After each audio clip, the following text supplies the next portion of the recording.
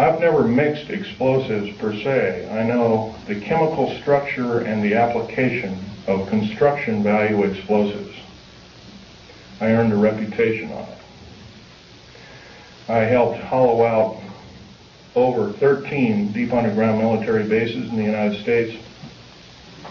I worked on the Malta project. I worked on West Germany on its military bases, and Spain on its, and Italy on its. I can tell you from very sure experience, a nitrate explosive wouldn't have hardly shattered the windows of that building. It would maybe have knocked the facing off. It would have killed a few people, maybe at the most 20 to 30 people tops, but it would never have done that kind of damage. I believe I've been lied to as a member in good standing of these United States, and I'm not taking it any longer. So I'm telling you that you've been lied to. How many people there are in this room? You've all been lied to, lock, stock, and barrel, and I do believe if we all get up and say, we've had enough, we want the truth, and if we're not going to get the truth, we want you to step down. If you won't step down, then I do believe our founding fathers told us and warned us that a federal government structure out of control is totalitarian slavery, and I do believe that we have to do something about it. Now, that's pretty serious, hard, down-to-earth talk. But I don't see any way we're going to get around it. I don't perceive at the present time that we have more than 6 months of country life left in these beautiful United States. The present rate. Right now, the so-called Patriot movement, which has been given a stinging blow by Janet Reno, who, by the way, I want to tell you something about Janet Reno. Janet Reno cheated her way through law school like Bill Clinton did. It's provable. It's on the public record. Janet Reno is a confirmed lesbian. I believe there are a lot of wonderful women that would make a great Attorney General of these United States. They're far more educated, they're far more moral than she is. I would hate to think how we are being hoodwinked by such evil people.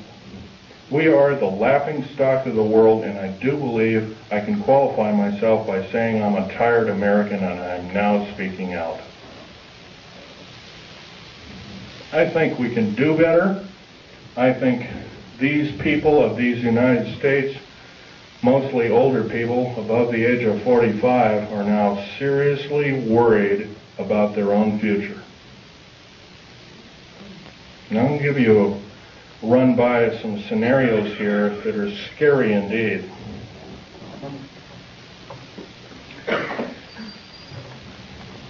The United Nations is a world dictatorship body, period, plain and simple. It is housed in the United States. By the way, some years ago there was an interesting thing that happened. The United Nations sent the Uncle Sam, in quote Uncle Sam, a bill for $8 billion. So the Uncle Sam, the federal government, sent the United Nations a bill for $200 billion. They haven't paid one nickel of rent on prime real estate in New York City. They have special trains that shuttle all these diplomats around. One of my best friend's wives and her 2 little boys was killed by a drunken diplomat from Kuwait, who, by the way, our law, by the way, has no effect. I'll tell you another thing. Military law on military reservations has no effect. Public law on military reservations has no effect.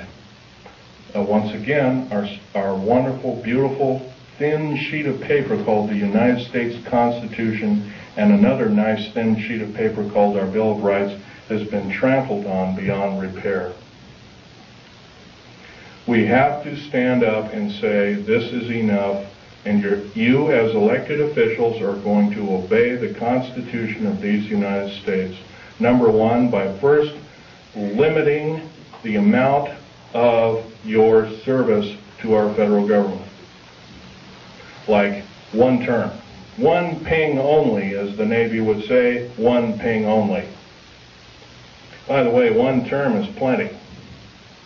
Because if you're an evil person, one term you can do a lot of harm. If you're a good person, you can do a lot of good. Two ways of looking at it. Our elected government officials have sidestepped the whole thing and says, well, with so-called contract of America. Let me run this scenario by you, folks. Contract of America is the exact terminology that Adolf Hitler used to subvert his people in 1931. I believe we're not of that same caliber. I believe we can do better. Another thing, the contract with America is a last-ditch effort by our federal government structure to tear away the Constitution of these United States and the Declaration and the Bill of Rights. A Declaration and a Bill of Rights, rather.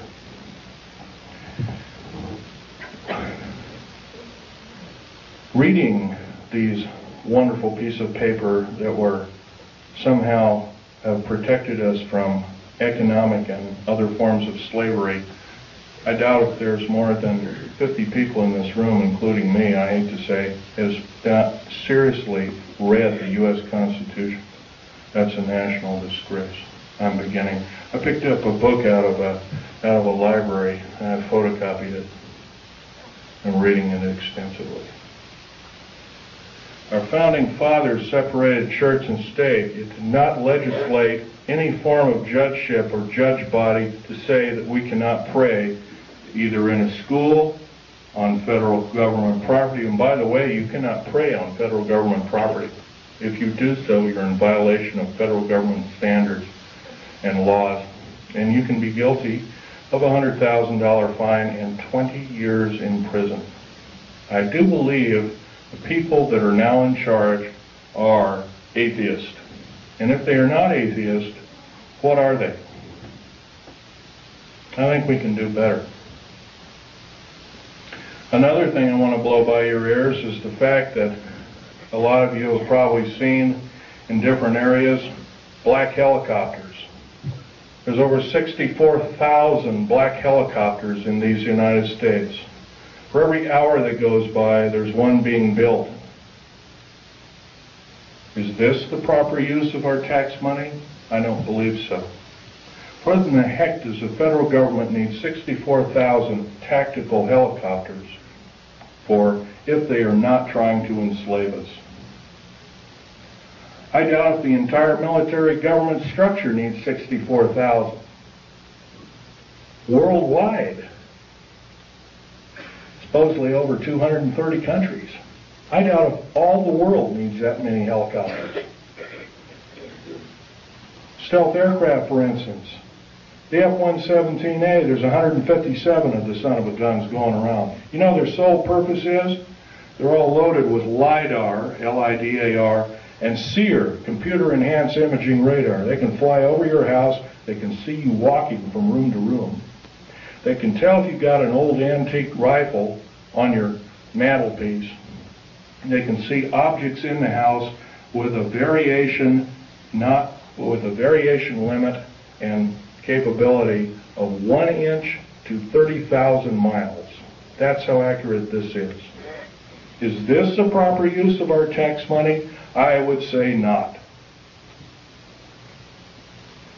Now, I worked in the federal government for a long time. I know exactly how these people handled their business. Every time I did a job, worked in a federal government installation, I was given a battery of 17 psychological and 8 other forms of tests. First of all, we're supposed to be the militia, but somehow up jumps the Brady Bill and other evil bills like it. I don't agree crazy people should be shooting firearms, but on the other hand, I do believe in vigilance. And vigilance is guided by a good spirit who knows the difference between right and wrong, who loves God, who loves talking to God, regardless of what religion we are. And by the way, there's probably in this room, there's at least a dozen different kinds of religions. I might be wrong. But I'll tell you, they're all good. God doesn't respect what religion you belong to, contrary to what you may have been told. I can tell you, though, that if we are to allow the atheist federal government structure to enslave us, we won't have this opportunity any longer. We have to do something about it. How are we going to do something about it? Well, some of us are attorneys in this room, perhaps, maybe one or two of us. Maybe somebody works for an attorney. Maybe somebody knows somebody who is a good attorney. I know that seems like a hard number to come up with, but there are a few of them out there. Maybe somebody knows a senator or a congressman or has had help by such. There's one outstanding in Oregon. His name is Mark Hatfield. That man helped me fight the federal government. See, my father left me these pictures of what he took at Bikini Island.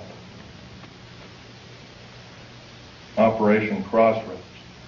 And I'm going to have this one out on the table. It's the original. I'll ask you please carefully handle it and try not to put too many fingerprints on it. Right over here, and I'll point to it, and I'll point to it. Hey, Echo, is a structure that is an unidentified flying object. This was taken 12th of July, 1946. Federal government at that time knew all about flying saucers, what they were and what their agenda was, and how they wanted to control us by world domination. Without question, they knew about it. Let's get on. Al Bielek is our second speaker.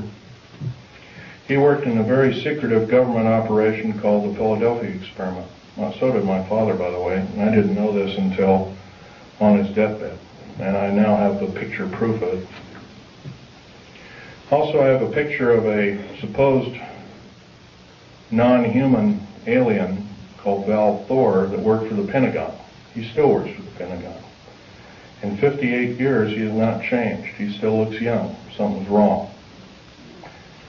I don't know if he's doing it under duress or what, but evidently he's still there. Don't know what kind of alien he is, but he's about a few inches shy of 8 feet tall. He's very bright. He's worked in the Department of Defense and the Pentagon for, I believe, 58 or 56 years, one of the two figures. So don't tell me, folks, don't tell me, federal government, that this isn't so, that when we see something in the night sky that doesn't add up to an aircraft, that it's a weather balloon, or that we're mistaken, or I'm crazy, or we're crazy, because it's not.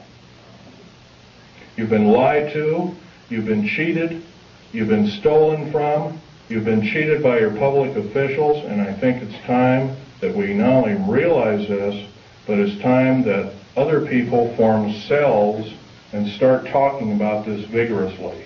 If, say, only 5 people in this room are doing what I'm doing, I can't imagine just 5 people have one talk in 1 year to a group of people like this. In 6 short months, we could reach 10 million people. That's a formidable number.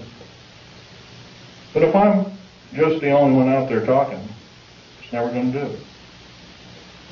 Right now, before the U.S. Senate is an anti-terrorist bill. This anti-terrorist bill, by the way, is going to kill the United States Constitution and Bill of Rights by number 1. Number 1, it will take away, first of all, it will arm the federal government police force. First of all, I think the federal government's got enough police. There's 1,719,000 federal police officers in these United States. That is more that was in that was in either Germany